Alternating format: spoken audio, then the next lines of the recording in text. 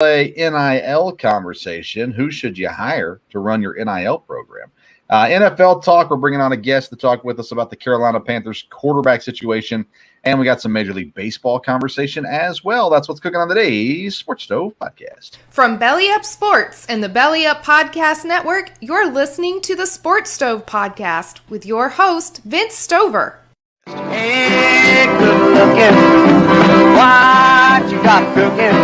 How's about cooking something up in me?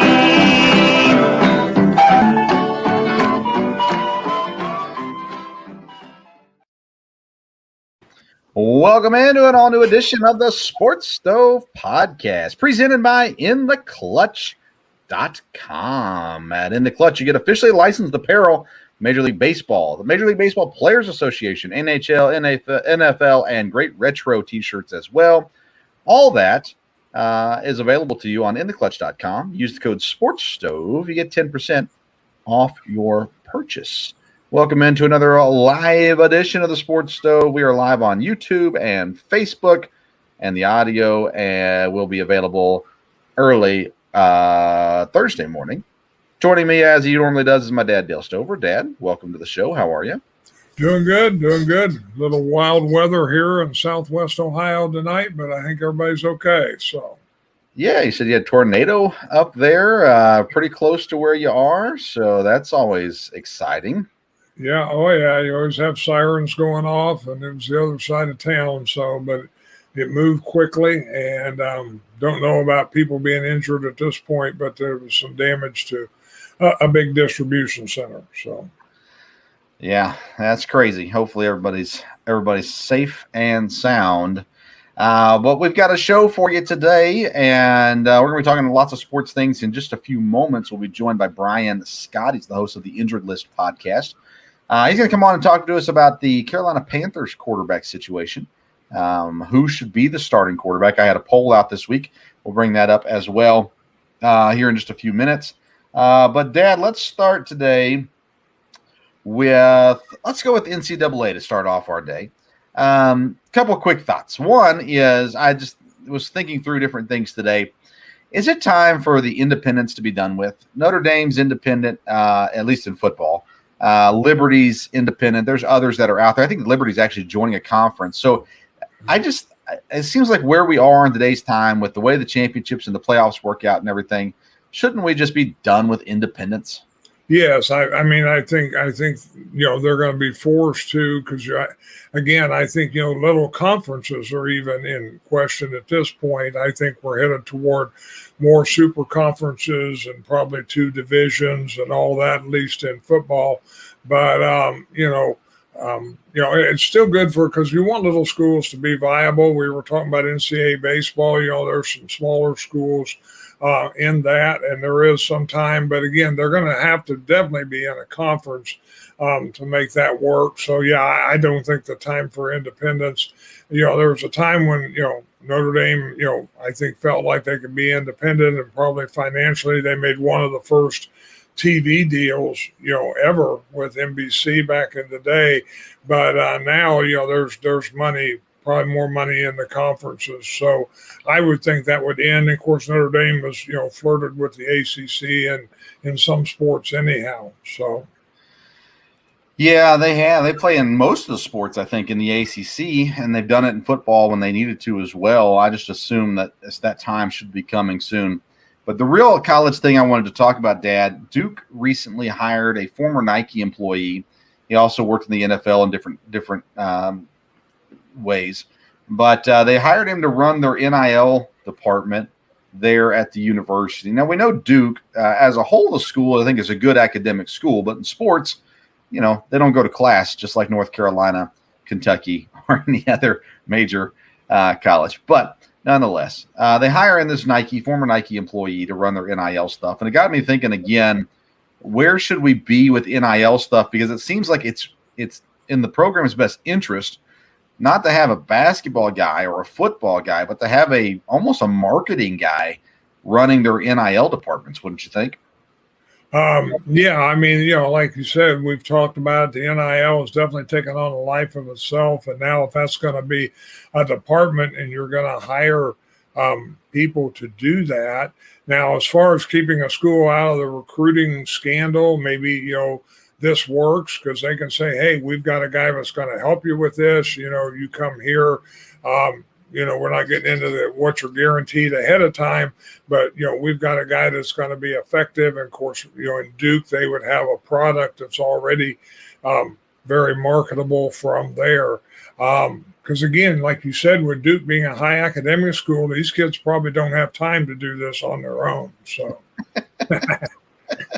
how many schools, percentage-wise, how many schools are following the rules with the NIL? I'm not sure. What was that again? I didn't catch all that. Percentage-wise, how many schools are following the rules with NIL? Probably more. The percentage-wise is probably higher because I think you got the top schools that are the ones that are, playing around with it. And you got a conference that's got, 8 schools, 12 schools. Probably the majority of the smaller schools at this point are, making a better effort to stay by the rules and let it benefit the kids. So when you look at percentage, probably more schools than not. But the high-profile schools, the ones that are going to be, playing for national championship, probably a pretty small percentage of those that are doing it right. All right, let me narrow it down a little bit. SEC, how many schools are following the rules? Well, one. One. Vanderbilt's the only one? That'd be my first thought without thinking through it all the way. Wow, one. That's pretty good. A Big Ten. How many schools are following the rules? 4. ACC? 4 or 5. I was going to say probably more in the ACC. They're a little more academic, some of those schools at the very least. And they're Pac-12 out west. We know USC has a long history of breaking rules. What would you say about Pac-12? Again, everybody's out west, and there's probably more opportunity out there. So I would think less than half, more than half are breaking rules. Yeah, that's crazy. I'm still surprised by your 1 in the SEC. I was expecting like 5. But then I started thinking through the schools, and I mean, Ole Miss isn't following the rules. Mississippi State's not following the rules. Missouri, they're barely SEC anyhow, but who knows? Maybe Missouri is. I don't know, yeah, but they may be. But they've hired some goofy guys. Who? Auburn? Auburn's not. I mean, that. No. No, Bruce Pearl schools cannot follow the rules. We know that for sure. Like I was just thinking though, I mean, you got guys that, basketball is well known for hiring dads, uncles, brothers to get big recruits to their schools. And I look at this NIL opportunity kind of the same way, where you can hire somebody, maybe not related, but somebody that has a background in getting people money. And I feel like every school should hire basically a unique hire for their NIL department that's focus is getting the kids money. Because right now you still have a very small number of athletes getting NIL dollars. It's your big-time football players, your big-time basketball players, and then your attractive female athletes. Those are the 3 kinds of players, athletes right now that are getting money through NIL. And so you got to have a guy in place that can help you kind of work that, to its fullest, right? To make the most that you can for your players as well. Speaking of money, the Live Tour continues to grow. Today, Bryson DeChambeau and Patrick Reed both announced that they are going to be leaving the PGA to join the Live Tour. Patrick Reed won the 2018 Masters. Bryson DeChambeau, the 2020 U.S. Open. And DeChambeau is one of those characters that could cause people to tune in as well. I mean, how many more well-known golfers do you think we're going to get here in the next couple of weeks headed over to the Live Tour? Oh, I think you'll definitely get more, maybe another dozen or so. I don't know. I think DeChambeau and Reed are going to play in a couple weeks or at the end of the month in a tournament there. And I think depending on how this goes, this week will have a lot to do with it. I'm sure money is by far one of the big draws, but I think when the players actually see how the tournament is being run, the format, things like that, if that it'll either be very appealing, and they'll say, "Wow, this is really a good thing to be involved in," or maybe it'll be dysfunctional, and they'll say, "Yeah, even with the money, we don't want to be involved in that." But I wouldn't think that's what's going to happen. I would think it'll be unique. You'll get sponsors, people to jump on board with it, and once that happens, the PGA, I think they're gonna be too late to the switch here, as far as stopping anything. Then they're just going to have to get competitive, and we'll see about that. So, is there any chance Tiger Woods ends up in the Live Tour? Oh, there's a chance anybody can end up in the Live Tour. So I don't know. He's not playing in the next major coming up, so he's got some time. I would think there's a lot of discussions with him. I don't know how tied he would be to the PGA. From there, right now, he's not one that can play in every tournament. So, but the Live would love to have his name. But they're drawing some pretty significant people in, especially with the ones, DeChambeau and people that joined today. Yeah, I think Tiger is a loyalist to the PGA. He's one of the legends, and I think he's been around some of the legends, and so I think that he's more likely just to stick it out in the PGA and let his legacy be that in the PGA, because I'm not sure he can go to the Live Tour and win there either at the moment with the way his health is and everything like that.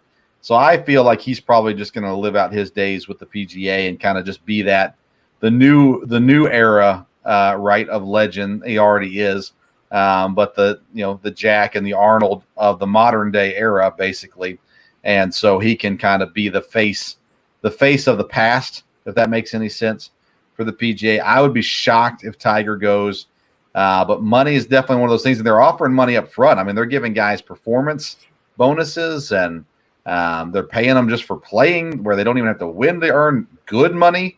I heard today or yesterday that the loser, the last place finisher, gets $120,000. So, yeah. I mean, where do we sign up for that at? Right. How do I get my name in the hat? I'm on my way to London tomorrow.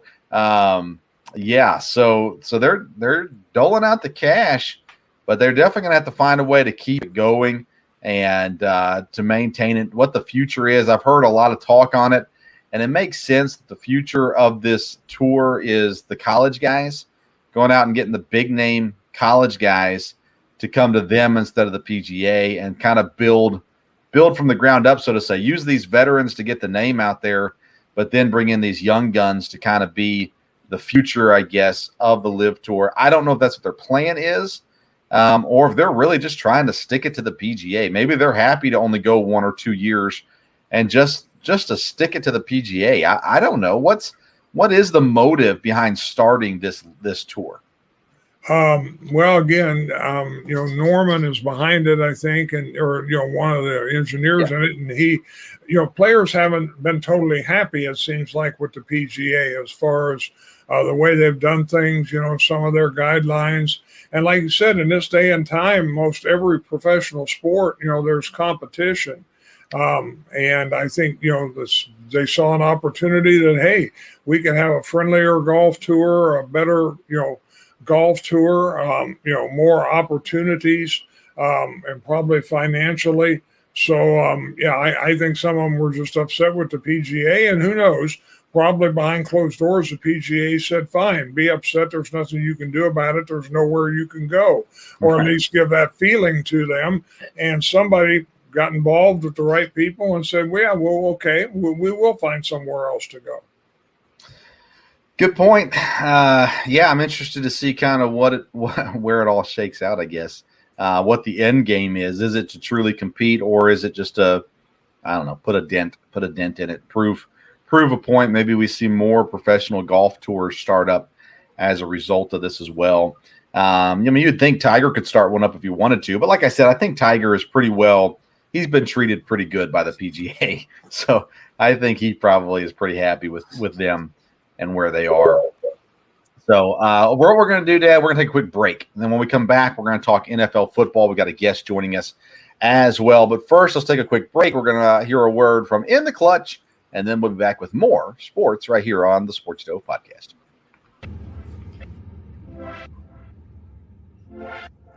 InTheClutch.com, the newest sponsors of the Sports Stove Podcast, and we are excited to partner with InTheClutch.com. They have officially licensed apparel and accessories for your favorite sports teams and athletes. Use code SPORTSSTOVE and get 10% off your first purchase. You can find shirts like I Still Own You from Green Bay Packers. Are we talking about practice? All kinds of great shirts in baseball, football, hockey, and basketball. Officially licensed apparel from InTheClutch.com. Again, use the code SPORTSSTOVE to get 10% off your purchase. Welcome back into the Sports Stove Podcast live on YouTube and Facebook. And thank you to all those watching on Belly Up TV, if you're watching this on Belly Up TV Friday morning, and all those listening to the podcast, wherever you're listening. We sure appreciate you tuning in. Don't forget to go to InTheClutch.com. Use the code SportsStove. Get 10% off your first purchase. Joining us now is the host of the Injured List podcast, a fellow Belly Up podcaster, the one and only Brian Scott. Brian, how you doing? Hey, can you guys hear me okay? Yeah, you're a little muffled, but yeah, we can hear you. We can make sound a little better. That's a little better. Yeah, a little better. Brian, how you doing? I'm good, guys. Thanks for having me on. Yeah, definitely. We're going to talk about Carolina Panthers here in just a second. But first, what I want to do is let you give us a little information about your podcast, because it's a unique podcast. I've not seen a whole lot of shows similar to what you do. So explain to the fine folks that are listening what the Injured List podcast is. All right. Well, if you can hear me okay, and sorry about the camera there. Well, with my background being in medicine, sports medicine in particular, and orthopedic surgery, I bring a little bit of a unique perspective to the world of sports in that I kind of break down, analyze a lot of the injuries across all the major sports, dealing with a lot of the major athletes that we hear about and read about in the press and the media. And I try to break it down in simple, easy to understand terms so that you, the fans out there, have an idea of what's happening with these guys that are injured and gals, and when you can expect them back in action, what you can do for your fantasy rosters when you're trying to plan your roster and you've got 2 or 3 of your stars or starters that are out injured. How long they're going to be out? When do you think they're going back? Are the reports that you're hearing, are those legitimate? Are they realistic? What exactly is the injury? Because I don't understand what they're doing. And so I basically just provide an educational entertainment podcast where I kind of break it down, injury by injury. I also bring on some guests, professionals in the world of sports medicine and orthopedics, and we talk about various topics related to a lot of different athletes and injuries and experiences and professions centered around the world of orthopedics and sports medicine. So actually got an episode coming out on Friday with another professional in the industry. So I won't take up too much of your time with that. I'll tell you about it later. But here I am for you at your service. And I know you want to talk a little bit about Carolina football because that's where I'm currently based. So I'm here to kind of fill you in some Carolina football stuff. Yeah, so I reached out to the network. We're part of the Belly Up Sports Network, and because me and Dad had talked a little bit about Panthers quarterback situation, and I was like, do we need someone that's either a fan or relatively from the area where they know what's going on around there? Because obviously we're all kind of guessing to some degree. But when you look at this Carolina Panther team, the very first question you ask, as you ask with many teams, is the quarterback. Well, who's going to play quarterback? They got Sam Darnold. They chose to not draft a quarterback last year. Then they bring in Sam Darnold. They play him, which I thought was a good idea originally. I'm on record as being wrong about that. They do draft a quarterback this year, but they wait a while, get Matt Corral. They've got PJ Walker there. They've talked about bringing Cam Newton back that they did towards the end of last season. And then, of course, there's the Baker Mayfield rumors where the Panthers players seem to be pretty clear they don't want him, but that's still floating around there. So what do you know? What have you heard? What do you think about the Carolina's quarterback situation? Well, let me just preface this by saying that I'm originally from New York, so I am a transplant, and I am a Giants fan. So I actually have a very neutral and very objective point of view on this, which is good, right? That's what you want. Yes, yes. The Carolina Panthers organization is in shambles right now. That whole Baker Mayfield rumor mill, I think, has been put to rest with the drafting of Matt Corral. They would have been foolish, I think, to bring Baker over because they would have had to eat a huge contract for a guy that potentially could be your future quarterback, who's already had a few years in the league, but, kind of up and down, where you get a guy like Matt Corral that you can kind of groom into the successors, and you get him at a very discounted rate. I mean, they got him in round 6, I think, with like the 90-something pick. I mean, That's a pretty bargain deal, if you ask me. And you know what? If it doesn't pan out, then maybe next year you'll get another shot at an even better quarterback class. So I think passing on Baker was probably a smart thing for the Panthers to do. There have been rumors circulating around here that Cam Newton may join the organization again. I know that was recently put in the news because he was on a podcast and was talking about how he regrets some of the decisions he made when he went to New England and when he was here last with Carolina. So I wouldn't be surprised if they might bring him in at some point during the year here, maybe to fill in for an injury or just to kind of get a look at him and see where he's at. But right now it looks like Matt Rule has said that they're going to go with these 3 guys and kind of see how they kind of come along during minicamp and then probably make a decision after that. But I don't think Sam Darnold is going to have a very long leash. I would hope not. If I was a Panthers fan, I would surely hope not. I think he still has potential, but I mean, how much time do you wait on potential in his case? I actually like PJ Walker. I'm surprised he didn't get more of an opportunity last year when they were struggling and needed somebody and they went back to Cam. I thought it was the perfect opportunity just to hand the reins over to PJ and see what he could do, especially coming off a successful tenure in the XFL or the whatever league he was in, the AAFL or the whatever it was. But he might get his chance this year because, I don't think Corral is going to be ready. I think it's going to take him a while to understand this NFL system, which, it does for a lot of the collegiate guys. And I don't think they're going to be too patient with Darnold this year. So Walker might get a shot at some point. We put out the poll a couple days ago for who should the Panthers quarterback be in week 1. We gave 4 options: Sam Darnold, Cam Newton, Baker Mayfield, Matt Corral. The voters selected Baker Mayfield, 40% of the vote. 35% of the vote went to Matt Corral, 21% to Sam Darnold, 4% to Cam Newton. I don't know. I like Matt Corral. I think that there's great potential there. He could almost be a Tom Brady story to the sense that he got drafted so late, but he's more well-known than Tom was coming into the league. And I'm not saying he's going to turn into Tom Brady, by the way, for all you Tom Brady lovers out there. But I look at this team. Quarterback's obviously the big part of it, but this team still has a ways to go. Matt Rule, the head coach, they bring in Ben McAdoo. You're a Giants fan. How do you feel about Ben McAdoo being the offensive coordinator?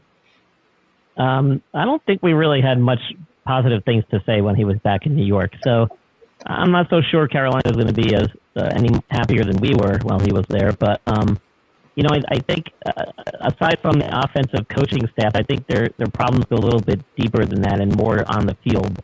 They've got a stud running back who unfortunately hasn't been able to stay healthy very much the last few years. And I see a bad trend developing with that. And I know they signed Donta Foreman this year, who was a very nice compliment to Derrick Henry over there in Tennessee and filled in admirably while he was injured. But, with a guy like McCaffrey, man, if you can't keep him in there for the entire season, your offense is going to have a hard time getting the ball down the field and making plays happen when you're relying on a guy like Sam Darnold and potentially a rookie in Matt Corral and potentially a guy who really doesn't have a tremendous amount of NFL experience in Walker. So, I think it goes a little bit beyond the offensive coordinator and the offensive system. I think it's really just a matter of having the right personnel and keeping them on the field healthy. Now, I know they made a couple of moves in the offseason to bolster their offensive line and provide some additional protection to the quarterbacks they're going to have back there.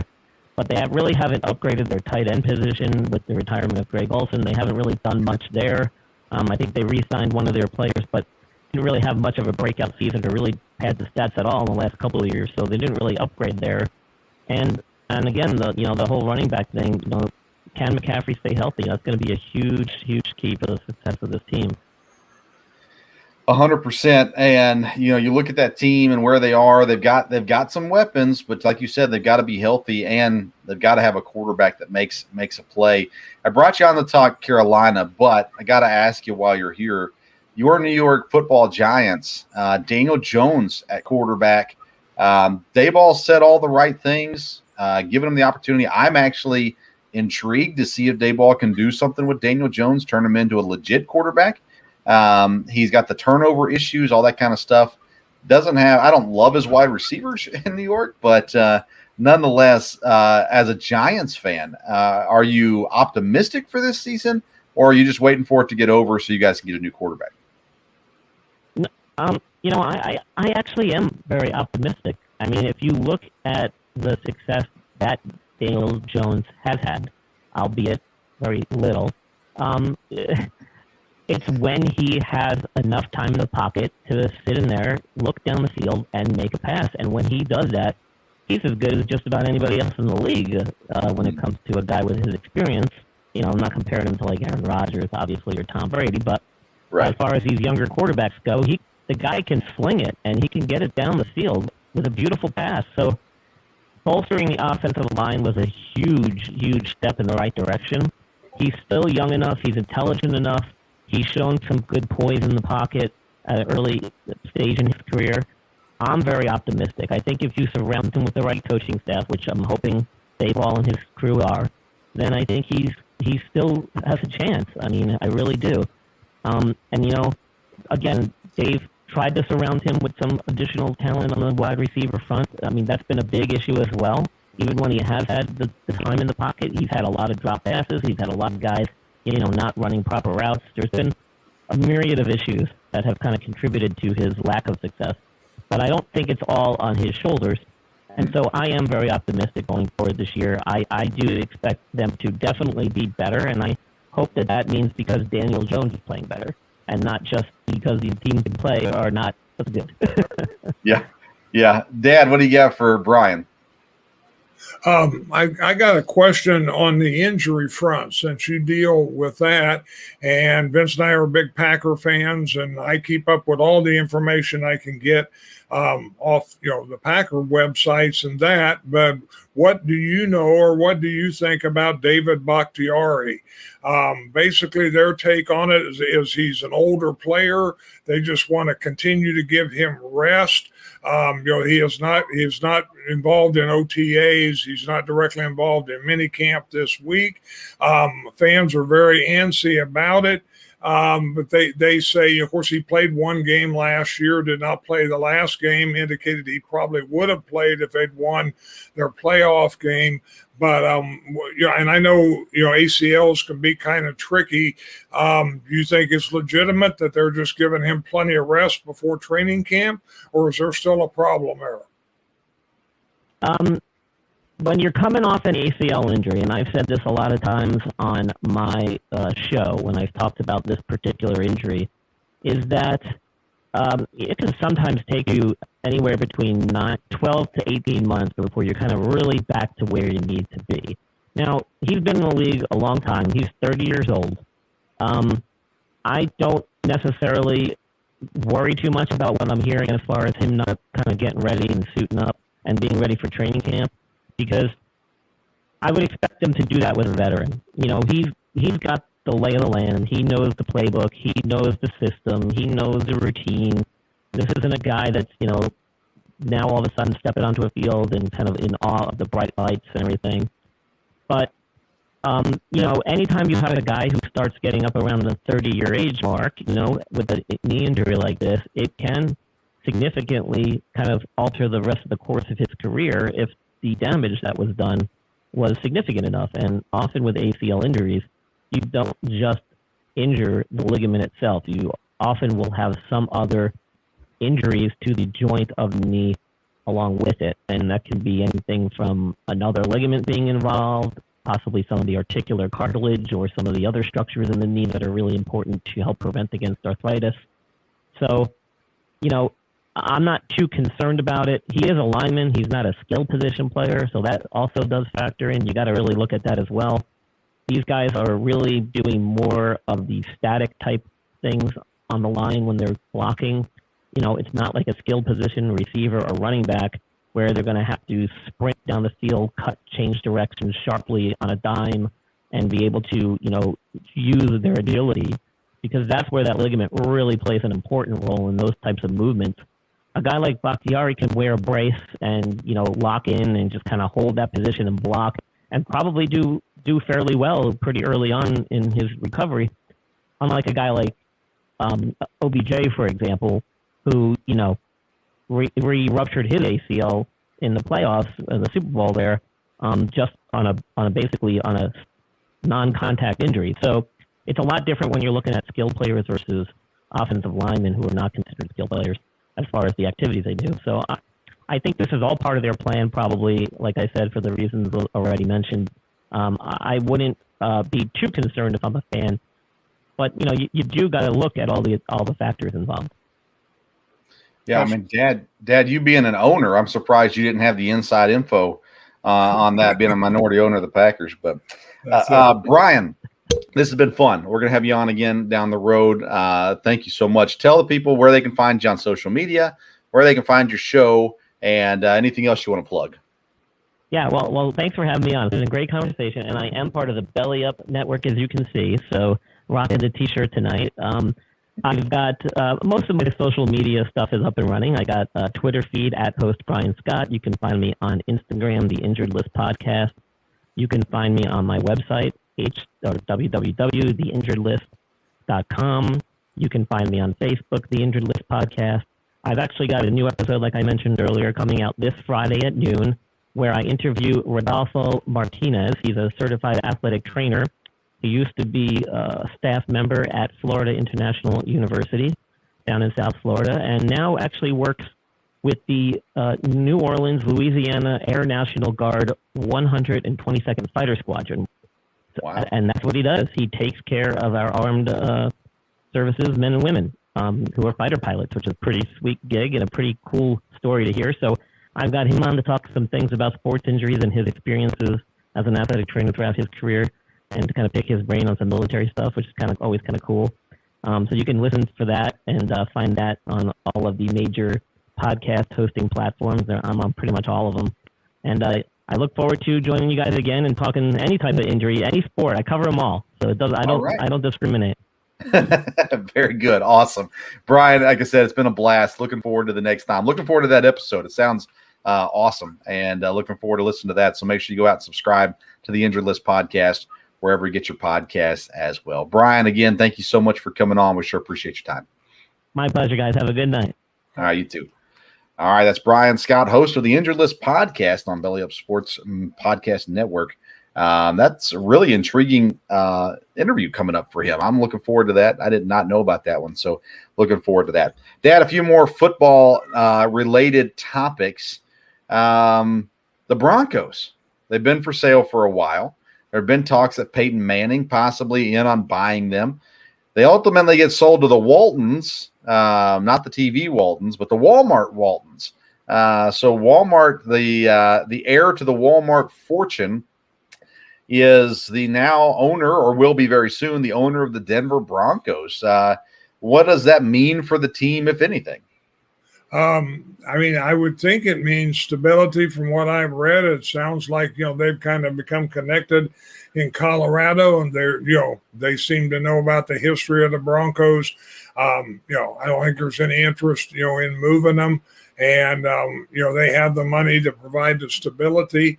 And so, I think that sounds like it'll be good. Like I said, you got three members of the family there, all with Walmart, and then the other investor is involved in several things, one of them being Starbucks. So kind of interesting. And the Walton that buys it, I'm trying to look for his first name, Rob Walton.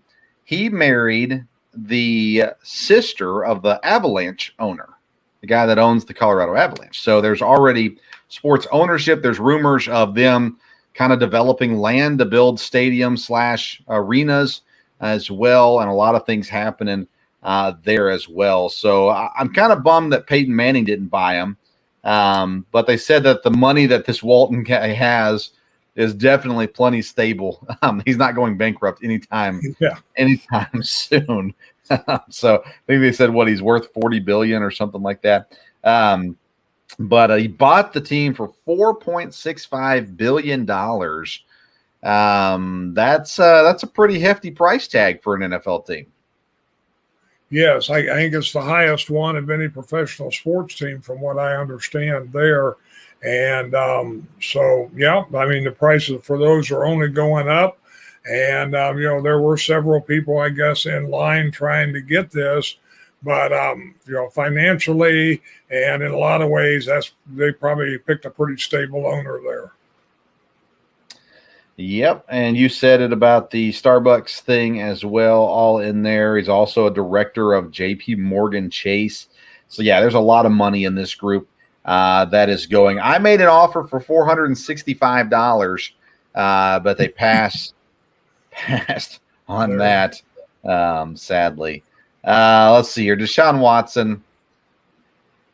I don't know what we can say about Deshaun Watson. Let's just keep it on the football side of things.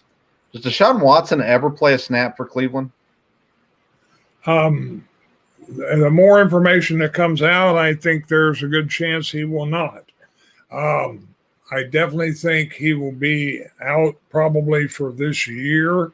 Now, depending on how the legal process works, but I think until he is cleared, if he is cleared, I think the NFL is going to steer pretty clear of this. And, everybody may have known this was coming a little bit, with the way he signed the contract for a small amount for the first year. So if he forfeits the first year, he's not losing a lot. I would assume Cleveland has things in place to where he has to play at some point before they pay him. But yeah, right now with the information we keep hearing coming out, the NFL is going to stay away from this. They're going to have to stay away from this. They probably should, unless, things can be, cleared up, definitely legally. And I don't think that's going to happen quickly. Yeah, the Browns do have an out in the contract where they can get out of this completely. They don't have to pay them a penny, but they don't get their first-round picks back. So they would be just giving away first-round picks for nothing. You've got to believe they're still hopeful Watson is able to play. Man, it's just getting uglier and uglier. Now, legally speaking, he's not going to face any prison time, but he's still going to have issues. And, at some point, you almost think he's just got to have to come out and settle these situations so that it's over with. I don't know what the NFL is going to do. Originally, I said 4 to 6 games. Now I'm thinking anywhere from 10 to a whole season. Man, it's just not looking good. Not looking good for the Browns. And they don't have a quarterback. I mean, they do. But, I mean, you got to think they had to know something could happen when they signed him. They still have Baker Mayfield, but I don't think they can get Baker Mayfield to play for him. He's not showing up to camp. They mutually agreed it wasn't good. But they don't have they got Jacoby Brissett. But, I mean, this is crazy. Cleveland, what's their backup plan? Is it Jacoby Brissett? Or do you think now they try to work really, really hard to work things out with Baker Mayfield? Well, their problem is the Deshaun Watson thing is not being settled quickly. So, if the NFL will come out and suspend him for the year or whatever, then all of a sudden, they can look more at another answer as far as somebody, more reputable. I don't know that they can patch things up with Baker Mayfield at this point, unless the Deshaun Watson thing was just totally done and wouldn't even come back in another year. But I don't know. Yeah, that one's been damaged pretty well.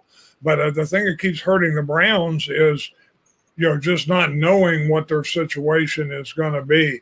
And that's going to get more and more perilous as we get close to training camp. Very true. Our last episode, we talked about Aaron Donald making all kinds of money. The Rams follow that up and sign Cooper Kupp to an extension, 5 years, $110 million. So they have their core guys locked in for a long time. And the Rams continue to spend all kinds of money. I don't know where they're getting it from. I don't know how they make it work with the cap, but they do, and continue to sign guys. Anything else NFL-wise we need to talk about?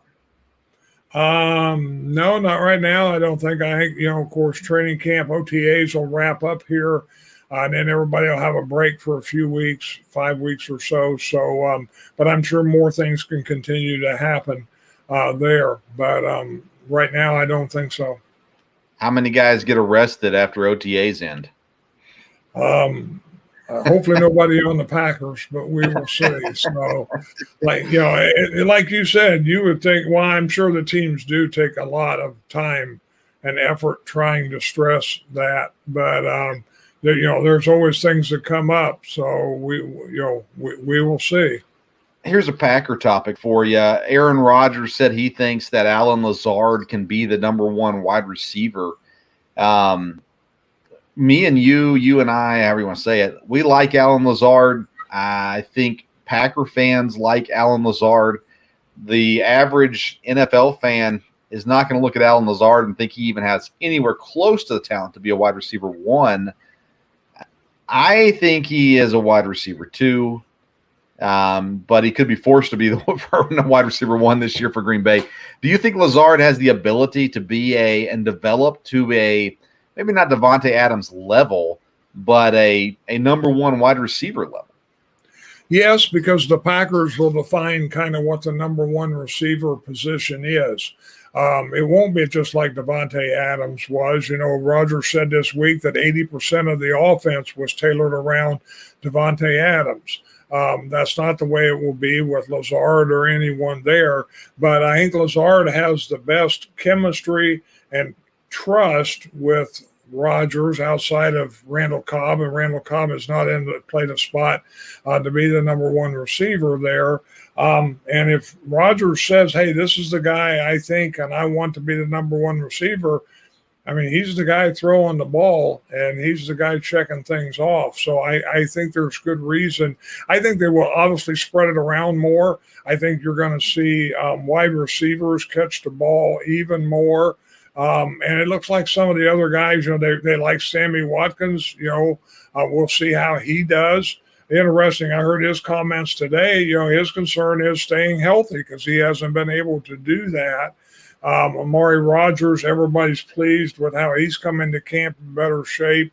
So they're going to spread it around more, going to use tight ends, going to run the ball more. I heard Mercedes Lewis said we're going to run the ball more, and I love that. So, it'll be interesting. But if Rodgers says this guy's going to be my main guy, he's the guy throwing it. Yeah, and I think he's got the talent. I'd put him in the Allen Robinson category. Allen Robinson has been a number one receiver in the NFL. I'd take Allen Lazard over most of the New York Giants wide receivers. So he's got that potential. Let's close out with some Major League Baseball talk. Your San Francisco Giants, one of their top prospects last year came up, Joey Bart, to play catcher, kind of be the big Buster Posey replacement, or he came up, I guess, in 2020. He hasn't turned out to be Buster Posey and actually gets sent down to the minors. They make a trade for a backup catcher, prospect catcher as well. Joey Bart, is he ever going to be a Major League Baseball catcher? Oh, I think he can be. He just, he wasn't ready at this point of his career, obviously. He's young enough. I think he's got a chance to bounce back. But it's hard to replace Buster Posey anyhow, and they definitely don't have the replacement at this point. All-Star is coming up, the All-Star game in baseball. We're in June, so that's coming up rather quickly. How do you feel about the rule that every team has a representative in the All-Star game? I think it's good as far as the fans are concerned and as far as creating interest in the All-Star game. I think with fans having the amount of voting power that they do, then yes, I think you don't need a team getting shut out. And, should you be a major league team if you don't have at least one player that's good enough to be in the All-Star game? I mean, they shouldn't be too much of a stretch to get that. I guess. I was looking at the kind of through the players and things like that and guys that could be deserving. I think the AL has the better grouping right now. Things could change. Mike Trout injured. We don't know how long he'll be out at the moment. But Salvador Perez has been pretty much the lead catcher. You've got a little bit of a competition at first base. Vlad Guerrero will probably get it. But a guy like Anthony Rizzo's had a great season. Trevor Story, Xander Bogaerts in the middle, in my opinion. Jose Ramirez from Cleveland at third. Aaron Judge and Jordan Alvarez from Houston are outfielders that should make it. JD Martinez should make it as well. Looking in the NL, though, Dad, it's a little bit less star-studded. Just looking at leaders in categories. Catcher, you've got your JT Realmuto. You've got Will Smith as well. I've got Tyler Stevenson, a Cincinnati Red of all people, as my starting catcher for the All-Star game. Paul Goldschmidt, I think, runaway first baseman. But then you got second base is kind of wide open. Brendan Rodgers from Colorado has decent stats. Shortstop, Trey Turner. Third base, Manny Machado. Outfield, you got Mookie Betts, but then you're looking at like Sterling Marte, Jurickson Profar. Like, these aren't stud names there as well. DH is a question mark as well. Maybe I got Pete Alonso there. And even pitchers for the National League, guys like Tyler Anderson, Max Fried are the kind of guys you're looking at. So I don't know. It's interesting to see how it's shaking out right now. The AL seems to be more star-studded, whereas the NL is a little bit more of a question mark. Maybe you got some guys in there that could start that you haven't heard of very often, at least in the much. Are you liking? Last year we said Major League Baseball had their best season in a very, very long time. Are you liking what you're seeing in Major League Baseball so far this season? I think there has been some definite good points to it. Like we've talked about, there are some teams that are disappointing, and there are some teams that are not good. But there's been good baseball. There's some divisions that are very good.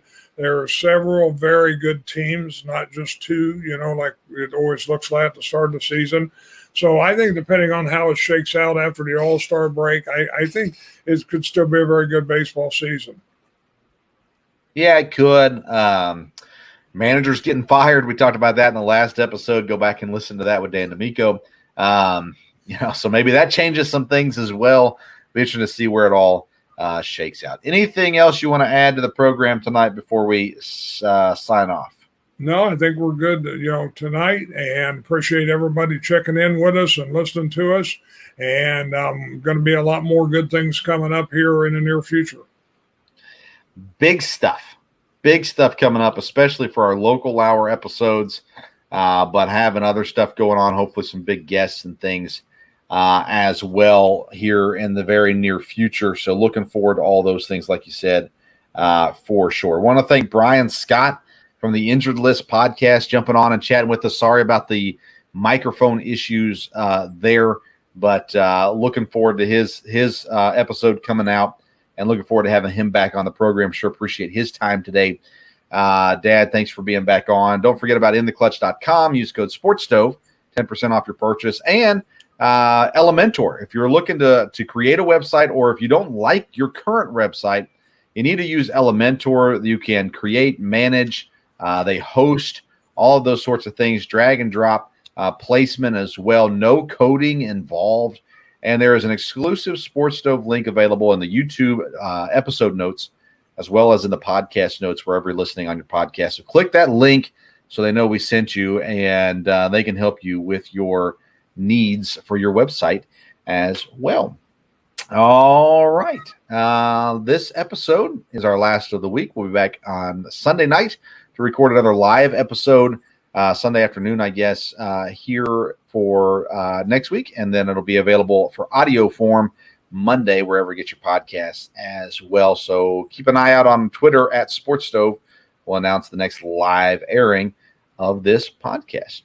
Thanks so much for tuning in to today's Sports Stove podcast. Until next time, we'll see you around the